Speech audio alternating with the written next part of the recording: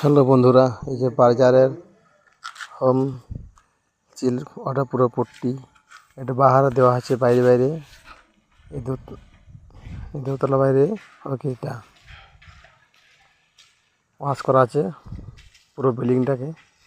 আজ উপরে লক্ষ্মী দাদা চেপে ওয়াশ করছে এদিকটা, আর পুরোটাই চলছে ওয়াশ হবে। ইয়ে তোর হয়েছে। আবার এদিকটা দেখো,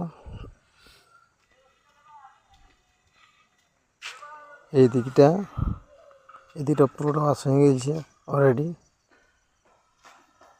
বার্জার ওয়াটার পুরো পট্টিটা বাইরে দিয়ে খুব ভালো ওয়াটার পট্টিটা